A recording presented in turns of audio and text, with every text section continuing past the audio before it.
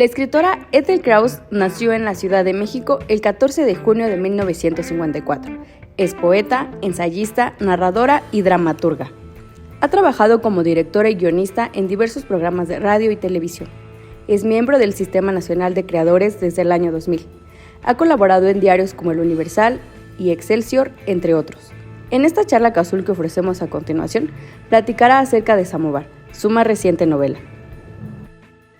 Ethel Krause, bienvenida a la Casa Universitaria del Libro. Estamos muy contentos de entrevistarte, sobre todo después de una gran novela como esta, que yo una de las cosas que, por supuesto, en confianza te pregunto, es que dejaste todo de ti, me parece.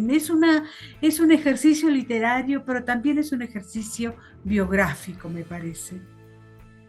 Y fíjate que tienes toda la razón, es un ejercicio biográfico y yo le agregaría este término y este concepto que trabaja mucho Annie Ernaux, la escritora francesa que recién tiene el premio Ganó el Nobel. Nobel, sí.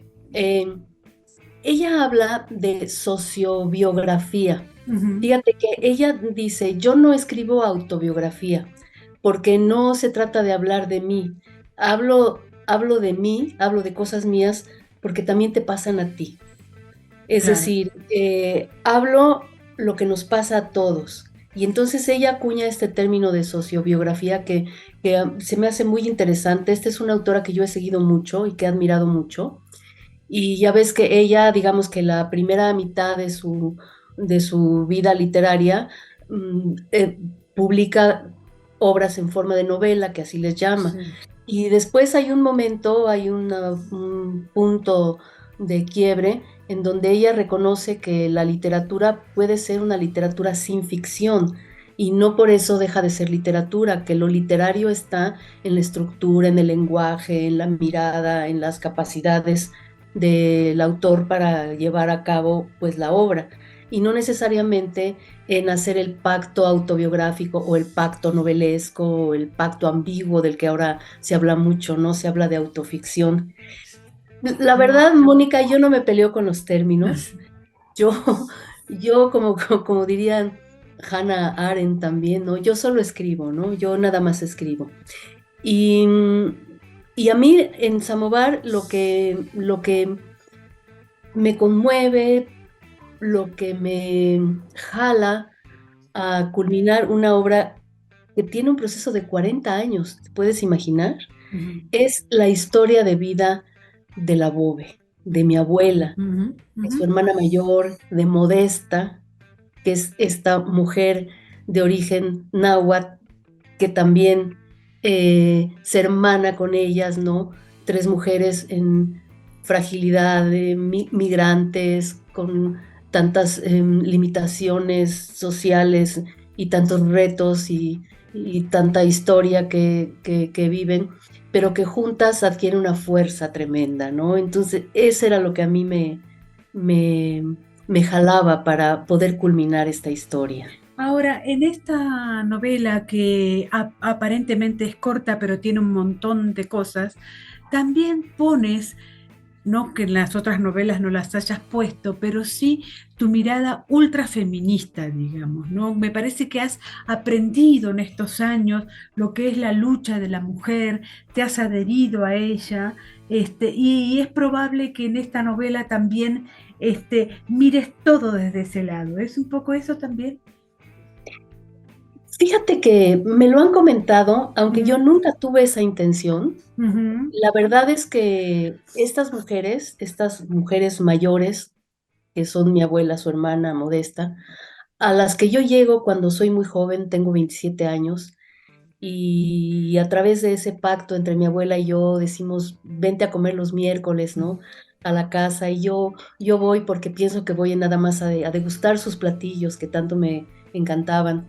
Y resulta que no, que me va a alimentar, pero de otra manera. Claro. Entonces, obviamente ellas no pensaban en feminismo, ni mucho menos, ni les pasaba por la cabeza ese término, pero son mujeres que actuaban su su vida, que la llevaban a cabo, que se adaptaban con una fuerza y con una capacidad de decisión, que sí podríamos llamarlo feminismo, que lo rescata como concepto años después todo un colectivo, pero ni ellas lo vivían así, ni yo lo vivía así tampoco, Claro. y yo realmente lo que hice fue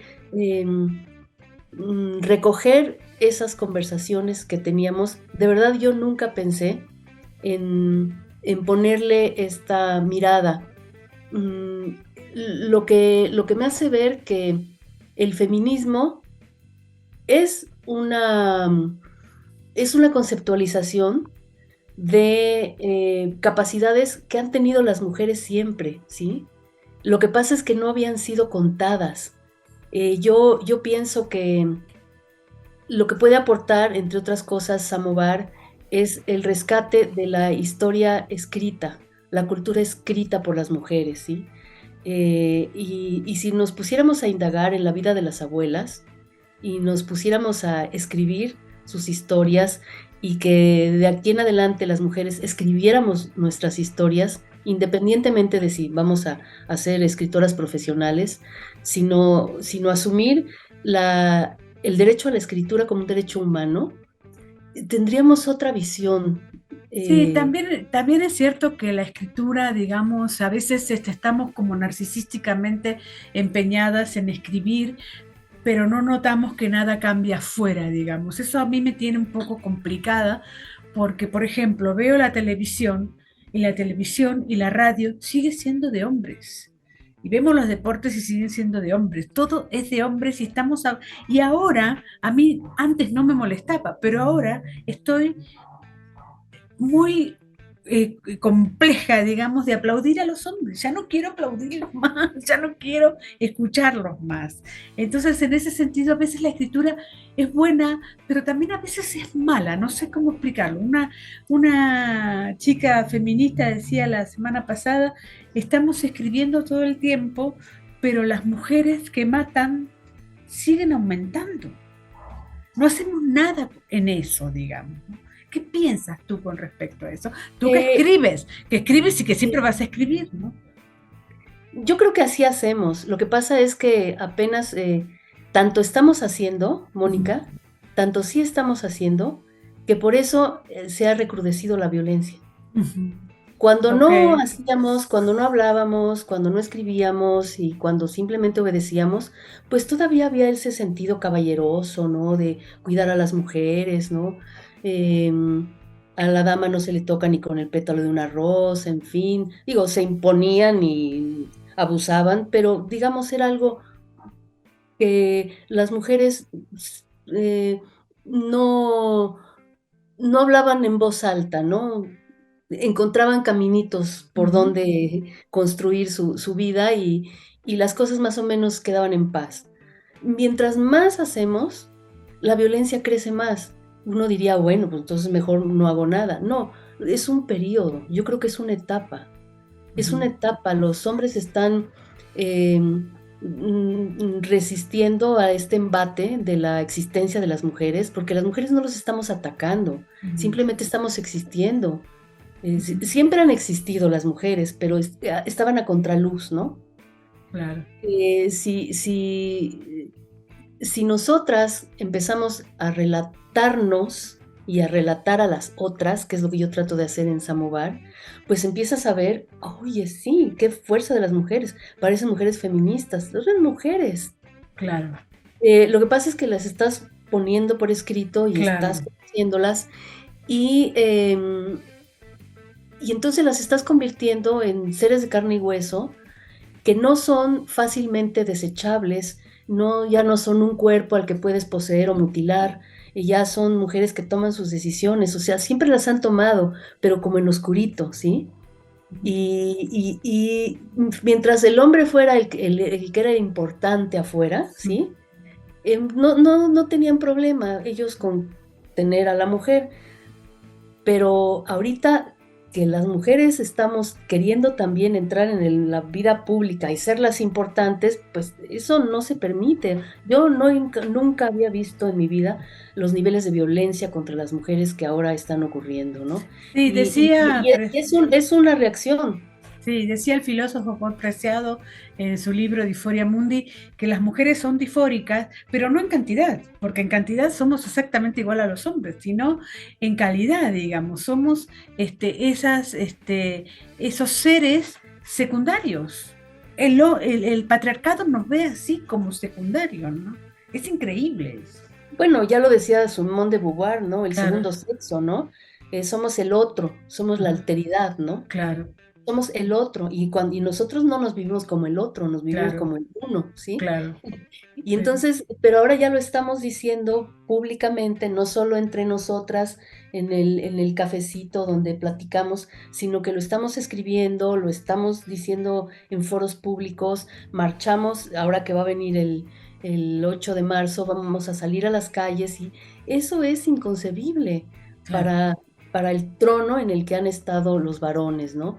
Y yo creo que sí va a cambiar, de hecho está cambiando, recrudece la violencia y recrudece la fuerza de las mujeres. Va a llegar un momento en que no va a haber de otra porque tenemos que coexistir, en que haya una especie de aceptación de que en el territorio del mundo existen las mujeres, ¿sí? Y tenemos que compartir la tierra, ¿no? Yo estoy segura de que eso va a ocurrir. Yendo a tu libro Samovar, noto un recurso de la novela decimonónica en el sentido de elegir un objeto y hacerlo partícipe y narrador de la historia, digamos, ¿no? Yo recuerdo mucho el caso de Manuel Mujica Lainez con un anillo que iba traspasándose entre las familias y así iba contando lo que esa familia vivía. ¿Qué te pasó a ti con ese samovar? Y me parece que es un samovar que ahora que es libro todavía es más entrañable, ¿verdad? Oh, sí, claro que sí. Mira, todo lo que cuento ahí es real, es tal como ocurrió y como me lo contaron. El único personaje que está ficcionalizado es Tatiana, que soy yo, es la Claro. nieta. Yo eso lo hice porque no quería que pareciera una autobiografía mía. Yo no quería ser el foco de atención. Yo quería que Ana, la Bobe Ana, fuera el personaje central, el personaje principal. Entonces yo aparezco, pero un poco con el pie afuera, me convierto en autora que crea mi personaje, mi alter ego, pero al mismo tiempo estoy adentro porque yo soy la nieta que interactúa, ¿no? Entonces todo lo que cuento es real y lo del samovar es totalmente real, ¿sí? Ese viejo samovar que se repite, que crepita, que empieza a encender el fuego otra vez. Sí, pero ese es cierto que ella, mi abuela, ella lo único que, que decide rescatar de su pueblo, de su país, de su historia y de su mundo, cuando tiene que emprender la huida de Rusia y cruzar todo el continente, llegar a Francia y embarcarse a una nueva vida desconocida, y además con todo lo que pasa ahí, naufraga y demás, de lo único que se hace es de su samovar, pero eso es literal, ¿sí? Literal. Y entonces, cuando yo descubro esta historia en boca de ella, yo sé que el samovar es algo fundamental. Y entonces yo lo convierto en este objeto simbólico, ¿no? Esa especie de talismán, ¿no? Que es lo que nos va a salvar. Y evidentemente cuando yo finalmente siento que tengo la madurez como mujer y como escritora para llevar a buen puerto estos escritos que fui haciendo durante años y años y años, fue durante la pandemia, en la parte más oscura de la pandemia, cuando no sabíamos en qué iba a desembocar esto, y yo dije, bueno, yo necesito un samovar como el de la Bobe, que ella tomó este talismán, este símbolo, para salvarse. Yo necesito mi samovar, y claro, como tú dices, mi samovar es mi novela. Fue cuando yo finalmente pude escribir la versión final, la versión definitiva. ¿El té sabe diferente por un samovar? Es una tontería que te pregunto, pero... Mira, el té ruso es un té negrísimo, tal como Ajá. lo describo, y se toma en vaso. Ujú. Con mucho Y azúcar. fíjate que se servía a veces había platitos con cubitos de azúcar, Ajá, pero no, en casa de mi abuela ajá. no se tomaba con azúcar. En mi abuela rusa no. La abuela polaca sí le ponían cuadritos de azúcar, pero la abuela rusa no. Así negro, tremendo, bueno, brutal, una cosa deliciosa. Vas sorbiendo así, sorbiendo, sorbiendo. Y además lo vas sopeando con unas galletas durísimas. Esas galletas tienen que ser durísimas, que si tú las tratas de morder así, te rompe un diente. Pero el chiste es de que se puedan sopear en el té y con lo hirviendo del té toman la textura perfecta, no se desmoronan. Queda la textura perfecta para que las estés mordiendo y saboreando. Entonces, ya ni me digas, porque se me hace agua la boca. Sí. Tú estás ahora con un solero fruto de donde estás, en Cuernavaca, porque parece que es la ciudad de la eterna primavera. Acá todavía estamos con un poquito de frío, ¿verdad? No, mira, yo acá estoy así como ya de esos Sí. vestidos. Sí, sí, sí, sí. Este, un tema que tratas en el libro también es el idioma, digamos, ¿no? Es decir, recobrar el idioma o olvidarlo. Esto es una cosa que me pasa mucho con la gente de mi pasado. Hay gente que ha olvidado todo su pasado. Entonces digo, qué pobres que son los que olvidan su pasado, porque está bien no aferrarse al pasado, pero olvidar el pasado es desconocerse a uno mismo, ¿verdad? Sí, por ejemplo, cuando Tatiana llega a la casa de la abuela y siente, eh, es la mujer ella moderna, libre, joven, etcétera, ¿no? Que desconoce casi todo del pasado y se enfrenta a este reconocimiento, es cuando mejor se asume en su presente y en su futuro. Yo descubro una auténtica mexicanidad que yo la tenía como siempre entre dividida y fragmentada en que si eres judío, que si eres mexicano, ¿no? Estas cosas artificiales, ¿no? Totalmente, que son constructos ideológicos muy dañinos, ¿no? Como si el mundo de verdad tuviera esas fronteras, ¿no? Ujú, El muro, ¿no? ujú. Y ser un indocumentado, ¿no? Y que debas de ya no hablar en tu lengua porque entonces van a pensar mal de ti en tu lengua materna, originaria. Y yo creo que todas esas mitos se me rompieron. Ujú. Me reconocí en esta mexicanidad, en la diversidad, me reconocí eh, a partir de mi origen, mis lenguas maternas las recuperé, ¿no? Que eso es fantástico. Y al mismo tiempo me fueron enseñando mucho, fíjate que las escritoras jóvenes de las lenguas originarias de México. Ujú. Tú sabes que hay todo un movimiento en la que han Sí. estado rescatando, volviendo a su lengua, ¿no? Y, por ejemplo, esta antropóloga Mije Yasnaya Elena Yarnaya Aguilar, Aguilar, sí. ¿sí? Me ha enseñado muchísimo, ¿no? A entender la dignidad de la lengua y de la cultura. Y eso no es un separatismo, simplemente es una, ampliar el horizonte de los conceptos y de la mexicanidad. Y entonces yo me vi muy reflejada con el yiddish, por ejemplo, que fue una de mis lenguas maternas, y en este sentido de la recuperación, recuperar, no olvidar el pasado, a veces se tiene que hacer por una temporada cuando ha sido terriblemente trágico, ¿no? Claro.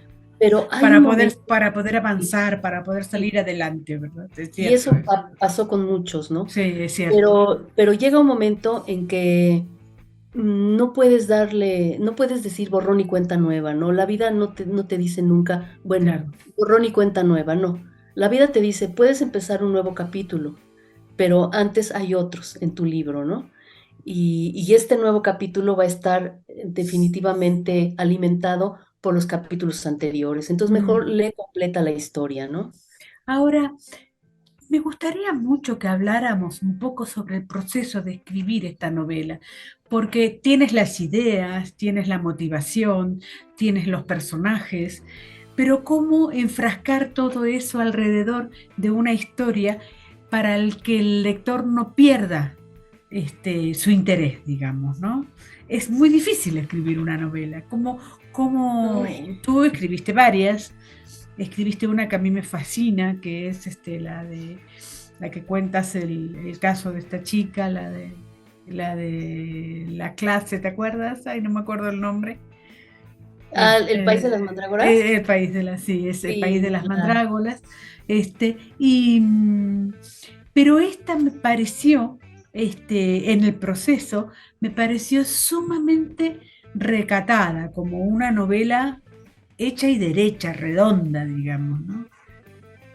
Ay, mira qué bonito lo dices, ¿eh? Mm. Mira, para lograr, es una novela que no es breve, pero tampoco es larga, y creo que tiene un tamaño, me han dicho como que muy justo, y qué bonito lo que tú dices, ¿no? Hecha y derecha y recatada, ¿no? Me gusta mucho. Mira, para lograr esto, mira, como dicen, ¿no? Pero ¿a qué costo, no? Claro, ¿A qué claro, costo? Fueron años de experimentar, reescribir, reestructurar. Primero yo tenía la base que eran estos cuadernos con las conversaciones. Durante 2 años hasta el final de la vida de mi abuela, yo junté 6 cuadernos y yo estaba escribiendo cada conversación y cada escena y lo que vivía yo también, etcétera, ¿no? Ya tenía yo ahí el material. Pero ahora, a ver, conviértelo en una obra literaria. claro, He aquí el quiz, ¿no? Pues hice, deshice, a veces decía yo, bueno, que la abuela lo cuente en primera persona, sí, pero tendría que tener un español general para que pudiera mantenerse el hilo. Y yo decía, no puedo hacer eso porque voy a traicionar completamente el espíritu de la abuela. Bueno, que entonces haya una narración en tercera persona que cuente nada más la historia. Y yo decía, no, y todo surge con las interacciones con la nieta. No podemos claro, dejar nada más en una época las cosas sin la interacción con la época presente de la narración. Entonces decía, bueno, está bien, mete la nieta. Pero la nieta, la historia transcurre con la nieta joven y la abuela en los años previos al terremoto del 85, ¿sí? Sí, pero la autora está escribiendo ya ha seguido escribiendo todo el tiempo y reescribiendo hasta llegar a la pandemia y ya es una mujer muy madura, ¿no? La propia autora, entonces, a ver, bueno, entonces tiene que aparecer 2 nietas, pues no, sí, tiene que haber, la claro. nieta tiene que ir creciendo junto con el crecimiento de la abuela y además ir tejiendo los tiempos. Una cosa que sí me ayudó mucho es que yo me fui muy literal a la historia, ¿no? Yo cuando llegaba al antecomedor de la Bobe y ella empezaba a platicar, así tal como cuento, tenía un histrionismo que ella se levantaba y empezaba a actuar las escenas, de verdad, y corría para acá y corría para allá y actuaba tal personaje y actuaba tal otro y lloraba de verdad con lágrimas y se reía y así, todo, todo. Entonces de repente, yo veía que la pared se abría y entrábamos como en otra dimensión y ya el departamento se poblaba de otro espacio. De verdad, yo veía eso y así lo escribí. Entonces, no creas que tuve que inventar eso, eran vivencias Claro, muy actuantes en mí. Y ya después bueno, otro punto en donde definitivamente dije, tiene que haber una historia paralela entre la abuela y la nieta, fue por la historia de los criminales, ¿sí? ujú, Que ambas teníamos nuestro criminal. ujú, Entonces ahí es donde dije, qué fascinante. claro, La abuela ha vivido cosas que yo estoy viviendo ahorita y yo estoy perdida y ella pues ha tenido ya toda una vida, entonces hay que ver cómo le ha hecho ella, ¿sí? ujú, ujú. Ese fue otro punto, ¿no? ¿Cuánto valió y cuánto importó tu condición de poeta a la hora de narrar, Ethel? Ay, todo, Mónica, todo.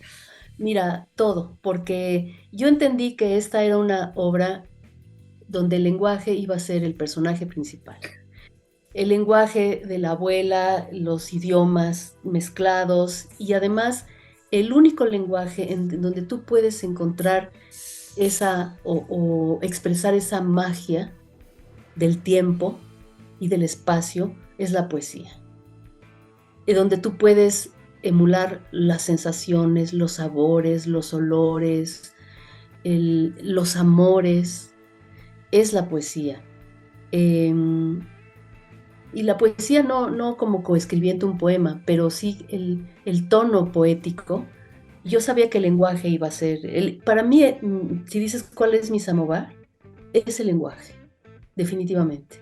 Es el lenguaje y yo me tardé todos esos años porque no encontraba el tono del lenguaje donde iba yo a poder asentar esta historia. La historia se asemeja un poco o sigue la misma ruta de León de Lidia, la novela que acaba de sacar Miriam Moscona, que también es muy difícil que ella saque novelas, ella más bien es poeta, pero cada tanto se enrostra, digo yo, con la narrativa. ¿Qué viste en esa novela y la tuya? Mira, Yo habiendo leído las dos, sí. la ligo mucho, ¿no? Claro, yo estoy, mira, ya deseosa de leerla. No he tenido la oportunidad de leerla. Acaba de salir su novela, Sí, pero sí, es sé que hay cierto. muchos paralelismos. Pero sí conozco Tela de Cebolla, que es su Ujú. anterior novela, en donde yo creo que sí hacemos unos paralelismos tremendos, ella y yo, eh, mm, porque bueno, tenemos la poesía por delante, aunque ella con más camino que yo hago una mezcla de narrativa y poesía siempre, pero ella ha ido en busca de sus orígenes sefaraditas, ¿no? Con Mm. el ladino por delante, ¿no? Y yo de mis orígenes ashkenazis con el yiddish por delante, ¿no? Entonces somos como las dos diásporas judías que transitan por la Europa mediterránea, una, y por la Europa del Este, la otra, y que finalmente desembocan en México por lo mismo, ¿no? Por la persecución nazi. Entonces creo que somos como primas hermanas. Sí, con eh, la diferencia de que Miriam habla de un lenguaje ya casi terminado, ladino, digamos, ¿no? Pareciera ser como una agonía, ¿no? Con el tema de, no sé. Pues fíjate que el Yiddish también, El iris hay también. asociaciones que lo quieren defender, que quieren que no muera, ¿no? Que no muera, o sea, Mm. también está en un peligro fuerte de extinción, en el sentido que hay muy pocas comunidades, porque ya los colegios israelitas enseñan el hebreo, porque el hebreo es la lengua en Israel, ¿no? Mm. Y ya hay muy pocos, me parece, hablantes o lectores del Yiddish, aunque sí se trata de seguir enseñando y de seguir divulgando. Si muere un idioma, muere un mundo. Es una desgracia, es una desgracia. Y yo creo que eso nos ha pasado, y también a las lenguas originarias en México y otras en Latinoamérica, porque ha habido una discriminación, y ha habido un afán ideológico de uniformar. Y no entendemos los seres humanos que cuando hacemos eso es precisamente cuando empezamos a matarnos, ¿no? A suicidarnos, ¿sí? Ujú. Que se necesita la heterogeneidad, se necesita, es como en las familias, ¿no? En las sociedades. Si empiezas a hacer endogamia, nada más te casas entre los primos y etcétera, pues empieza a haber mutaciones genéticas graves, ¿no? Necesitamos abrirnos. Y las lenguas lo mismo. En vez de, yo ya no voy a hablar zapoteco porque es inferior, no tengo que hablar español, ¿no? O Claro, yo no voy a hablar yiddish porque ¿qué van a claro, pensar de mí? Me van a marginar, ¿no? claro, es cierto. Ya no le Ahora, voy a enseñar a mis hijos la lengua porque entonces va a ser una vergüenza. Es una cosa sí, absurda. es cierto. Ahora, yendo a tu apellido, Krause, por supuesto que no voy a hablar de nadie, pero sí me gustaría mucho que definieras cómo ha sido esta tierra para los Krause, cómo ha sido esta tierra para desarrollar su instinto escritural y al mismo tiempo su prosapia, su historia, digamos, ¿no? Sí, mira, mi apellido paterno es en realidad Kolteniuk y el Mm, materno es Krause. mm, Kolteniuk es el apellido ucraniano, ujú, era el del primer marido de mi abuela Ana, ujú. Kolteniuk. Y yo no firmé como Kolteniuk, yo desde que estaba en la universidad y fui la última generación de discípulos de un taller literario que llevaba Juan José Arreola, y ahí desde entonces él me acortaba el nombre y me lo cambiaba. Y hay muchos maestros, ¿no? Que no solo se meten con el cuerpo de las mujeres, se meten con el nombre de las Sí, mujeres, ¿no? Y te dicen cómo te debes llamar, ¿no? sí, Y entonces, exacto. sí, él decía, mira, ya sé cómo te vas a llamar Ethel Colten, ¿sí? Mm, Ya, y ese va a ser tu nombre de escritora. Y otro decía, no, mejor Ethel Krause, ajá. porque el Colteniuk es muy raro y muy difícil y parece trabalenguas, entonces mejor el materno, que es Krause.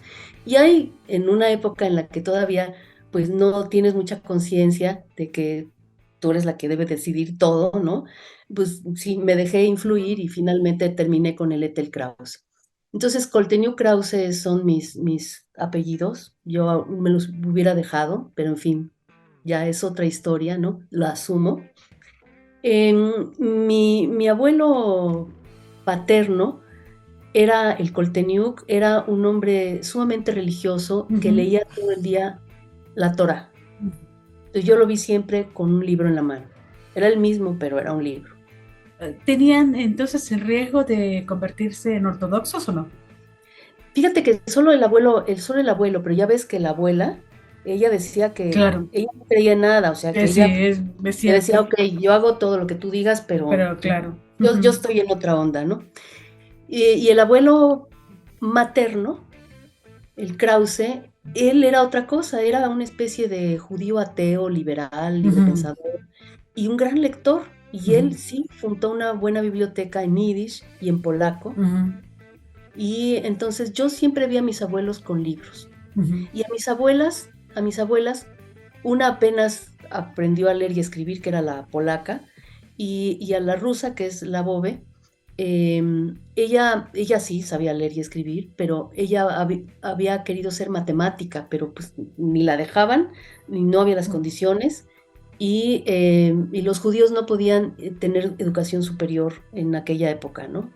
En Rusia. Ya no digamos lo que está pasando con las niñas en Afganistán y claro, en Irán, o sea, claro. como que si no hubiera pasado un siglo. Entonces, yo siempre vi eh, un amor a los libros que heredaron mis padres, Ujú, ¿no? Y en mi casa paterno-materna, pues los libros eran el personaje central de la casa, ¿no? Entonces, fíjate que estos abuelos, cuando digo abuelos, hablo de abuelos y abuelas, cuando llegan, pues sin nada, ujú. a México, eh, uno de ellos era un vendedor ambulante de telas y el otro era sastre, ¿sí? Y se conocieron ahí en el centro viejo de la Ciudad de México, porque pues uno vendía telas y el otro era sastre, así se conocieron cuando ya llegaron a México. Pues llegaron así sin nada y empezar de cero, y que ellos tenían, son como la idea de que somos el pueblo del libro, ¿no? Ujú, Ellos tenían una gran devoción por el libro, por el estudio, por la cultura, y procuraron que eso ocurriera con sus hijos, ujú, ¿sí? Por ejemplo, mi mamá, recuerdo que nos contaba que su madre, o sea, mi abuela materna, le decía, Rosita, tú olvídate de la cocina, tú tienes cabeza, le decía. Y la mandó a la universidad, y mi mamá se doctoró en filosofía. increíble. Y mi papá fue un médico, ¿no? Y entonces la idea siempre era valorar el estudio, valorar el libro. El libro es una cosa sagrada, y es que sí lo es, Ujú. Sí, por sí lo supuesto. es. Ahora, ¿qué sentido y qué entrada tuvo la cultura popular mexicana en esa educación, digamos, ¿no? Porque a veces está Ah, solo el libro y luego lo otro no, digamos, ¿no? 1000%, 1000%. La cultura popular mexicana, 1000%. Mira, hay una relación muy estrecha que ya se ha estudiado, y hay libros que la han estudiado, entre los judíos que emigraron a México en aquella época y, y especialmente las mujeres, pero también hombres, que migraban del campo y de los pueblos de México a la ciudad. ¿Sí? Entonces se encontraban ahí en el centro, uno era empleado del otro, asistente del otro, etcétera, ¿no? Y se encontraban y se hermanaron, porque no hablaban el español o casi no Claro, lo hablaban, venían de otros lados, de otras claro, culturas, entonces había como una gran aceptación de unos con los otros, ¿sí? claro. De tal manera que la cultura en la que yo mamo, ¿no? Es precisamente esa, la de los muchos de origen indígena, digamos, de migrantes a la ciudad y los migrantes de Europa del Este a la ciudad, ¿no? Sí, Entonces eso es y eso se ve en Samovar. sí, eso es importante, sobre todo porque yo critico mucho a lo que fue la colonia española en el sentido de que han desestimado a los indígenas, digamos, ¿no? Y eso es una realidad. Tú Así es. estudias, a ellos han hecho muchísimos lugares educativos, han aportado muchísimo, pero siempre dejando afuera a los indígenas, digamos, ¿no? Y eso es importante rescatar, digamos, ¿no? Como otras eh, nacionalidades han incorporado a los indígenas, digamos, ¿no? Ah, sí, por supuesto. Es que es la Hermanarse misma en la historia. minoría, ¿no? Exacto, es la misma historia, porque los judíos fueron marginados, no, ya no Claro. podían trabajar, ya no podían estudiar en Europa, bueno, pues tienen que salir. Lo mismo, entonces se encuentran estas minorías marginadas, ¿sí? Y se hace una fusión maravillosa, ¿sí? Y entonces yo de la cultura mexicana lo primero que aprendo es precisamente de eso, en los mercados, de las muchachas, de las empleadas, de las costureras, de las lavanderas, ¿no? Porque pues mis abuelos eran lo mismo, era el sastre, el vendedor ambulante, como que no había diferencia, se entendían y se hermanaban, ¿sí?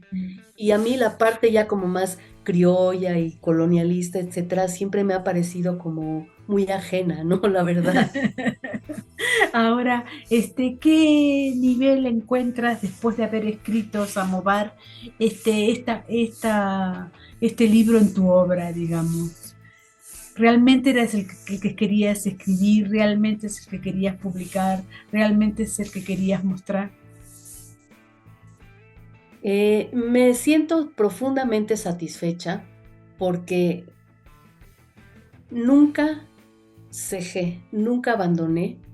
Yo hice muchos intentos y como para decir, ya, no puedo, ya no quiero, ya basta. Iba yo escribiendo mis otras obras, ¿no? Pero reaparecía y reaparecía y hubo un momento en que dije, yo no puedo abandonar esto, ¿no? Yo tengo que aprender a escribir samovar. Y cuando ya lo entregué, me dije a mí misma, es lo mejor que pudiste haber hecho, ¿sí? O sea, sí estoy segura de que es la mejor versión que yo pude haber hecho. Yo no estoy para juzgar si es una maravilla, si no es. Yo no soy mi crítica literaria, pero sí puedo ser la crítica de mi proceso creador, ¿sí? Eso sí. Y como crítica de mi proceso creador, creo que sí logré lo mejor que yo pude haber hecho. Ahora, la última pregunta para los múltiples jóvenes que nos escuchan. ¿Tú dirías precisamente que nunca abandonar ese tema que te viene cada tanto, ese tema literario? Es decir, nunca abandonarlo, seguir, explorarlo. Absolutamente sí, porque por algo está, por algo nació, es un destino.